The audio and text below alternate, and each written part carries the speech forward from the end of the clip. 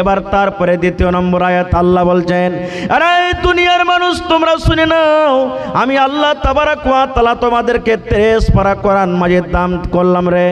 এরে দুনিয়ার মানুষ তোমরা শুনে নাও, তোমাদেরকে কোরআনটা পড়ার আগে জানতে হবে এই কোরআনটা হলো কি। তোমাদেরকে কোরআন মাজিদ পড়ার আগে জানতে হবে কোরআনটা হলো কার কিতাব, এই কোরআনের মধ্যে কি লুকিয়ে আছে, কোরআন পড়ে কি লাভ আছে, এই কোরআনটা আল্লাহর কিতাব কি কোনো কিসসা কাহিনী লেখা আছে, এই কোনো কিতাবটা কোনো জাদুকর লিখেছে নাকি, এই কোরআনটা কি কোনো ইনসান লিখেছে, এই কোরআনটা কি কোনো জিনে লিখেছে।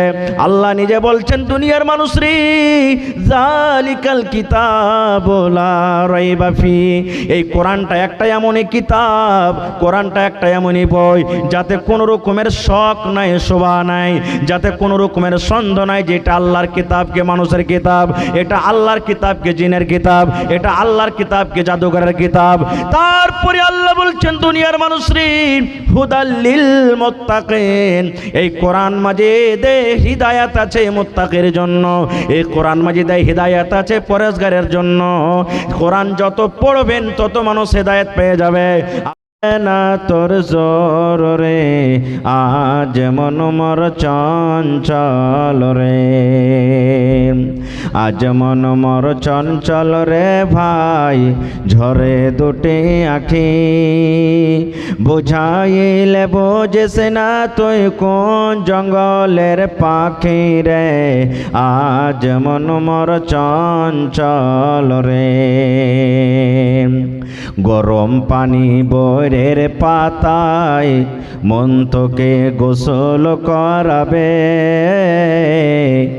গরম পানি বরের পাতায় মন তোকে গোসল করাবে, গোসল করাইয়া মন তোকে কাফন পরাবে রে, আজ মন মর চঞ্চল রে। কাফন পরাইয়া মন তোর জানাজা পড়িবে,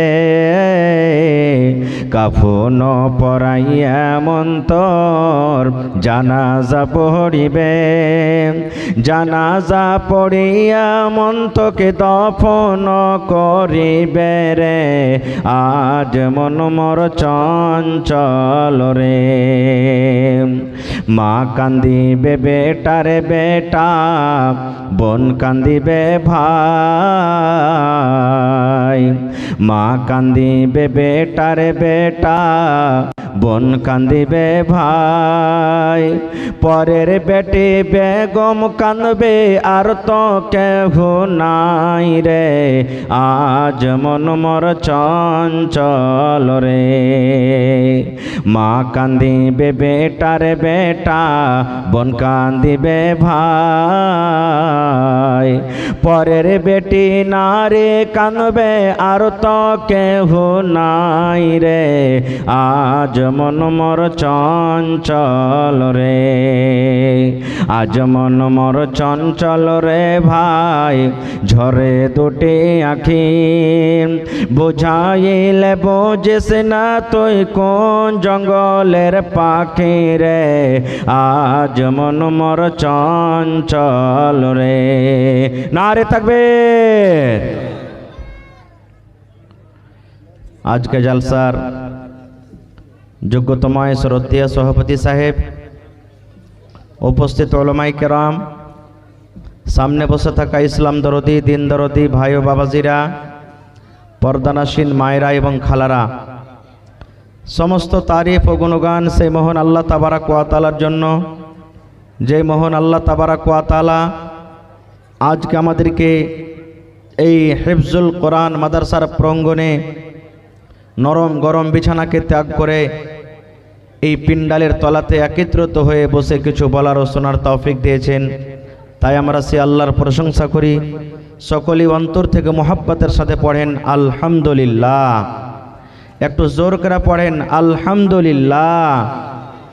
তারপর আমাদের শেষ নবী হযরতে মুহাম্মদুর রাসূলুল্লাহ পড়েন সাল্লাল্লাহু আলাইহি ওয়াসাল্লামের পর অগণন দারুদা শরীফ শান্তির ধারা বর্ষিত হোক, আমিন। আল্লাহুম্মা সাল্লি আলাই আল্লাহুম্মা বারিক আলাই। বন্ধুগণ, আজকে আমি আপনাদের সামনে দুই পয়েন্টে কথা বলবো। প্রথমে আপনাদেরকে আমি কিছু দেব হাদিস কোরআন থেকে, আর আপনাদের কাছ থেকে দ্বিতীয় নম্বরে এই মাদ্রাসার সাহায্যের জন্য আমি কিছু নেব। ভাই মুসলমান, আমি জানছি এলাকার মানুষ, এই হরিশপুর গ্রামের মানুষ খুবই দানি। কয়েক বছর আগে আমি এই মাদ্রাসার ভিতরে একটা জালসা হয়েছিল, মনে হয় কবরস্থানের জালসা নাকি, কবরস্থানের কি ঈদগাহার জালসা হয়েছিল।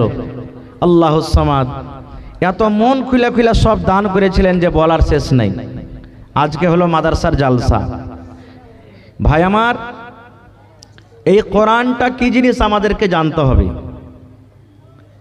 আল্লাহর নবী সাল্লাল্লাহু আলাইহি সাল্লাম যখন দুনিয়া থেকে চলে যাবেন, মা ফাতেমা রাদিয়াল্লাহু তাআলা আনহা, নবীর বেটি, ছোট বেটি, আব্বার কাছে এসে কাঁদছেন, চোখ দিয়ে পানি ঝরছেন। নবীজি চোখের পানি দেখে বলছেন, মা তুমি কেন কাঁদো, কারণটা কি? তখন মা ফাতেমা রাদিয়াল্লাহু তাআলা আনহা বলেছিলেন, আব্বা আপনি দুনিয়া থেকে চলে যাবেন, দিনের কথা কার কাছ থেকে শিখবো, কে আমাদেরকে শিখাবেন? আব্বা বলে কাকে ডাকবো, কে আমাকে মা বলে ডাকবে?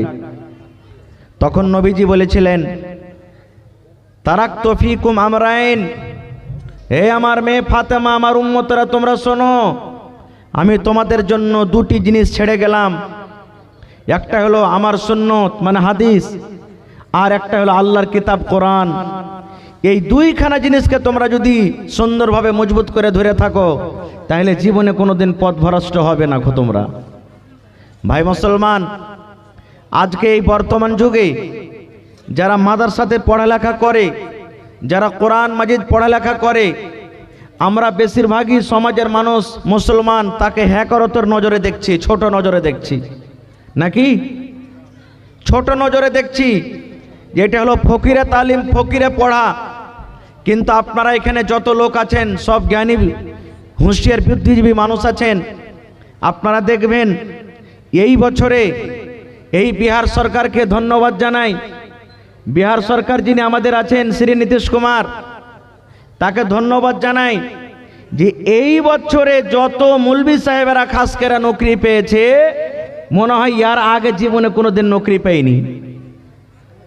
আর সব জানেন স্ট্যান্ডার্ড একবারে বিপিএসসি পাস করে চাকরি পেয়েছে। আজকে কোনো মাদ্রাসা যদি সরকারি হয়ে যায় তা আমরা কি বলি, সরকারি মাদ্রাসা ফের চান্দা কিসের বে, সরকারি মাদ্রাসাতে চান্দা ফের কিসের, কেমন চান্দা লাগবে? ভাই আমার, জানছেন আপনি আমাদের এই সীমাঞ্চলে মোটামুটি 1000 মানুষের যদি চাকরি হয়ে থাকে, তো বলাটা মনে হয় আমার বেশি হবে না, 1000-এ যদি চাহেন তো বোঝেন 800টাই মৌলভী সাহেবই হবে ঠিকই। আর মাদ্রাসা ডিগ্রি, মৌলভী সাহেব বলতে মাদ্রাসা ডিগ্রি। এটা নয় যে আমি মাদ্রাসাতে 10 বছর পড়বো তাহলে আমাকে মৌলভী সাহেব বলা হবে। একটা লোক স্কুলে পড়ছে কিন্তু ও মাদ্রাসা থেকে ডিগ্রি করছে, তো ওকে না মৌলভী বলবেন আপনি? বলবেন না ভাই, বলবেন না? ওকে মৌলভী সাহেব বলবেন আপনি। তো এই মাদ্রাসাতে পড়ে যদি আপনার বেটা 50,000-40,000 টাকা মাস পায়, তাহলে এই মাদ্রাসাতে সাহায্য করার দরকার আছে না নেই? দরকার আছে না নেই? আছে ভাই মুসলমান। এ ভাই আমার, এই কোরআন কি জিনিস, কোরআন কাকে বলে? কোরআনের প্রতি আমাদের বিশ্বাস আছে না নেই? বলেন, কোরআনের প্রতি আমাদের বিশ্বাস আছে না নেই? কোরআনটা কার কিতাব? জোরে বলেন, আল্লাহর কিতাব। যদি কোরআনে যদি আমরা বিশ্বাস না করি, নমাজ পড়ি, রোজা রাখি, হজ যাকাত সব কিছু করছি, কোরআন আল্লাহর কিতাব নয়, অবিশ্বাস যদি করি তা আমাকে মুসলমান বলা হবে না। কোরআন মাজিদে 114 সূরা আছে। 114 সূরার মধ্যে সর্বপ্রথম সূরাটার নাম কি বলেন তো কেউ একটা লোক? জোরে বলেন। তারপরে দ্বিতীয় নম্বর সূরা কি আছে? সূরাতুল বাকারা। অতি একটা গায়ের কথা আছে, ঘটনা আছে, এই জন্য ওই সূরাটার নাম সূরাতুল বাকারা। বাকারাতুল মানে গায়, গায়ের একটা ঘটনা আছে সূরাটাতে। আমি যাব না ঘটনা।